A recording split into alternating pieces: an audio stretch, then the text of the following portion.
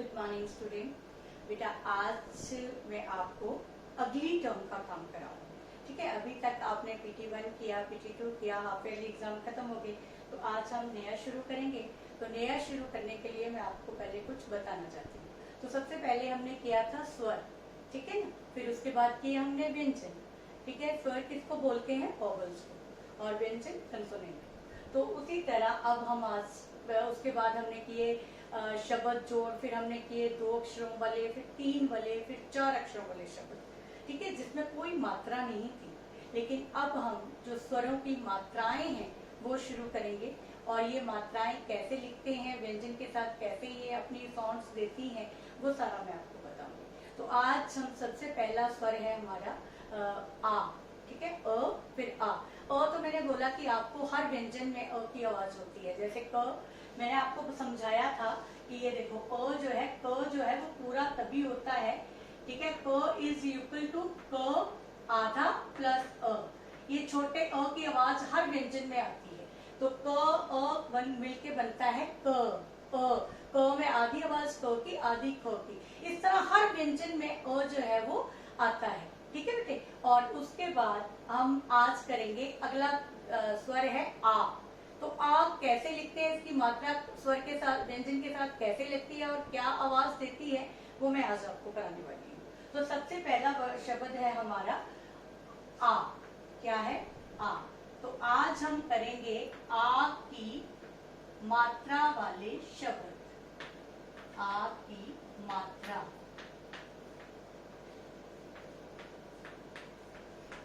आपने ये शब्द अपने आप बनाने हैं। कितने बनाने हैं? 10, 15, जितने आप बना सकते हो। 15 वर्ड मिनिमम आपने बनाने हैं। ठीक है, तो आपने सबने 15-15 अपनी नोटबुक के ऊपर अपने आप बना के लिखने। समझाऊंगी मैं अभी कैसे बनाना है। ठीक है बेटा, तो सबसे पहले है आ। अब ये हमारे पास है आ, इसका क्या सिंबल होता है? ये इसकी मात्रा है। ठीक है, सीधा 1 और ऊपर ऐसे। ठीक है बच्चे, और जब ये किसी भी व्यंजन के साथ लगता है तो क्या आवाज देता है? ये क है, क के साथ ये आ की मात्रा लग गई तो क्या बन गया? का। इसी तरह म के साथ ये आ की मात्रा लग गई तो क्या बन गया? माँ।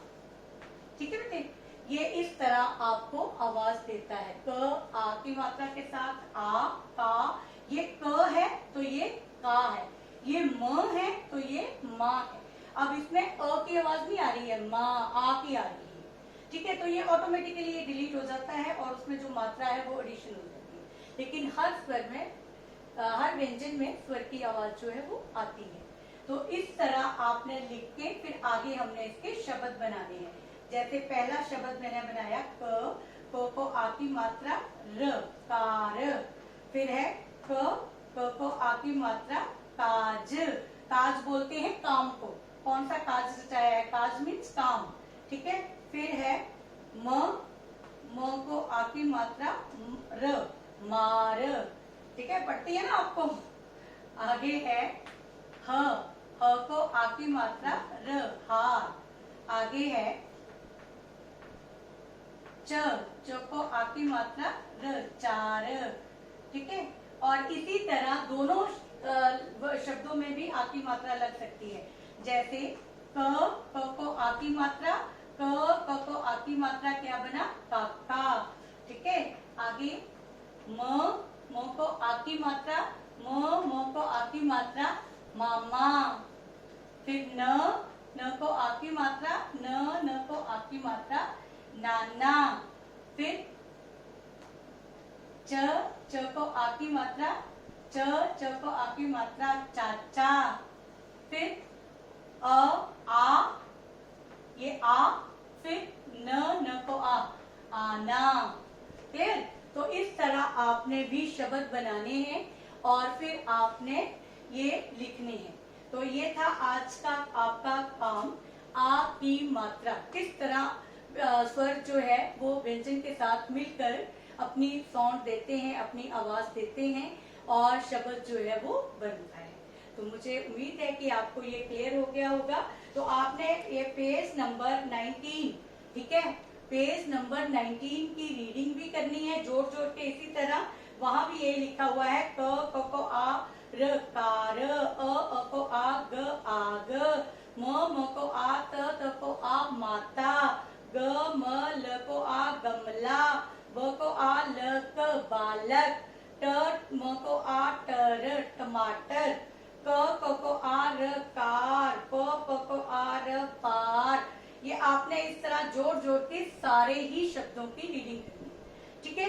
और नेक्स्ट वीडियो में मैं आपको लेसन पढ़ना भी सिखाऊंगी, किस तरह आपने पढ़ना है, ठीक है। मात्राओं के शब्द हम साथ ये लेसन जो है, पार्ट जो है वो साथ साथ करेंगे। तो मैं अगली वीडियो में आपको इसका पढ़ना बताऊंगी, और आपको अब आपने ये लिखना भी है और पढ़ना भी है, तो दोनों पेजों की अच्छी तरह से रीडिंग आपने करनी है।